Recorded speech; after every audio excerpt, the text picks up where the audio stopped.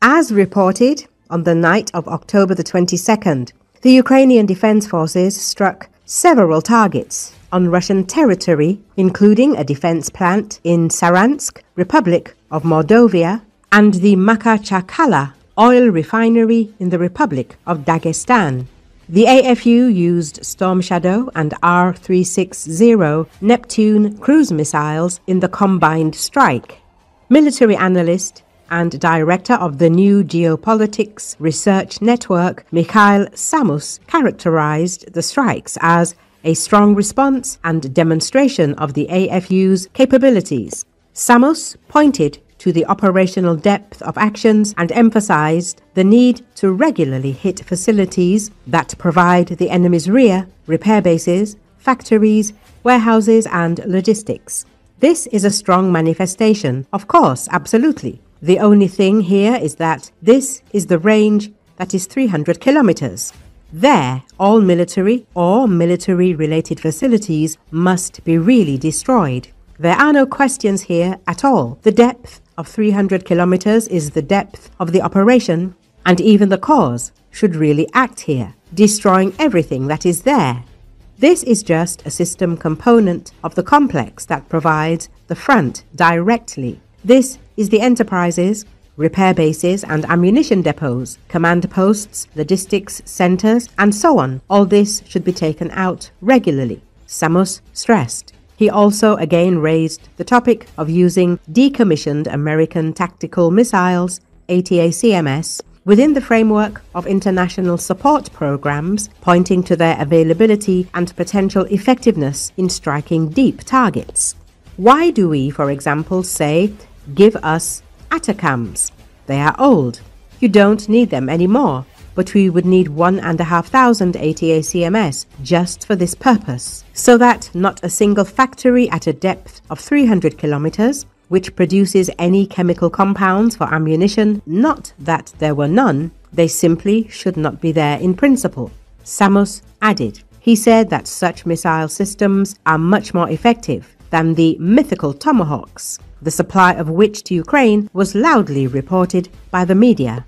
It should be noted that the combined strikes on the plants proved sensitive for the Russian Federation. According to the AFU General Staff, the Saransk plant produces anti-personnel engineering ammunition, mines kits, detonators, and other military equipment. The Bryansk chemical plant, according to Unmanned Systems Force Commander Robert Madia Brovdi, is a major frontline industrial production and repair base. Multiple rocket launcher systems, including Grad, Uragan, and Tornado, are repaired and rebuilt there. It also produces ammunition for barrel artillery, engineering ammunition, X-59 cruise missiles, and also works with reactive systems such as TOS, Sant Sepek, and Zemledeliye rocket mines systems.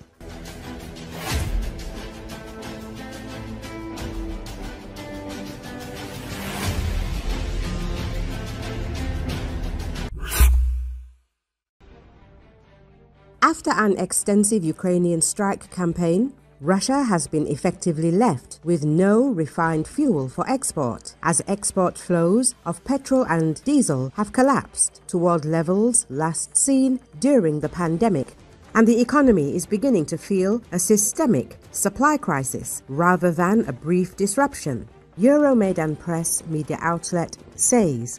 Trains and tankers that once delivered refined product reliably are now moving far less, and that shortfall is already visible at pumps, on ship manifests, and in ministry briefings. Daily rail shipments of crude and refined fuel fell in September, back to levels last seen in 2020 at the beginning of the pandemic collapse. Daily rail loading of crude and finished fuel fell to 3,690,000 barrels per day in September, a level last seen in June 2020.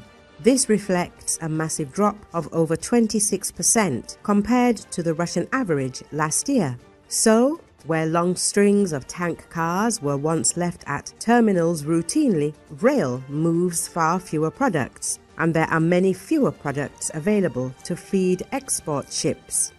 At the sea, the picture is also bad. Seaborne exports of refined products dropped about 17% in September after strikes forced several big refineries to halt processing.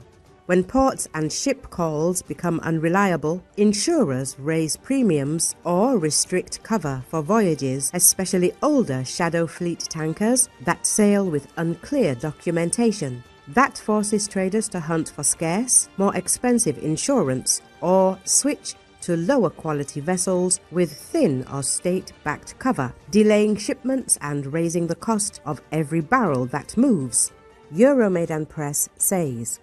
In practice, rising insurance and freight costs both squeeze buyers and make some trades uneconomic. The total drop equals 153 million barrels lost in September, causing a revenue drop of over $12 billion in 1 month alone.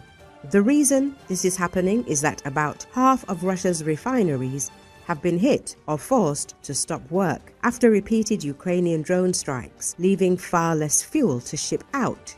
The remaining half are either too far from Ukraine to be immediately threatened or are already running at reduced output or strained production because spare parts and specialist repair crews are difficult to obtain under sanctions, with the few Russia does have available often being rerouted to repair the destroyed facilities instead. That means even undamaged refineries cannot make up that shortfall to a necessary level. Ukraine's expanded arsenal of long-range strike weapons is part of the reason. Domestically produced and with impressive ranges, Euromaidan Press reports. Ukraine's FP-1 drones are responsible for 60% of the strikes, with a range of 1,600 kilometers and a 60 to 120 kilogram warhead, precise and powerful enough to cripple refinery modules.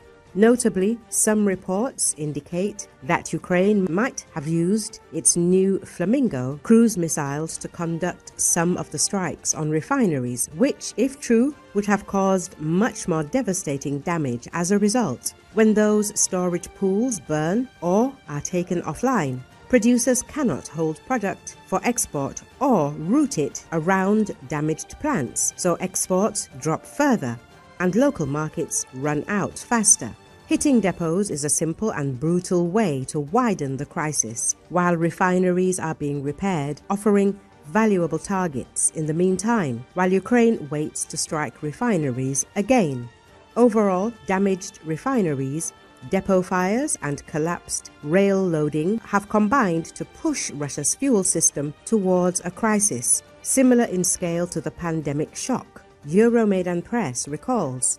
Fixing refineries takes weeks or months because parts and skilled crews are scarce, and every depot hit removes the buffers that would otherwise keep exports flowing. If pressure on both processing and storage continues, Moscow will face 3 bad choices: spend heavily to import refined fuel, accept long-term export losses, or ration supplies at home, none of which are quick or painless fixes.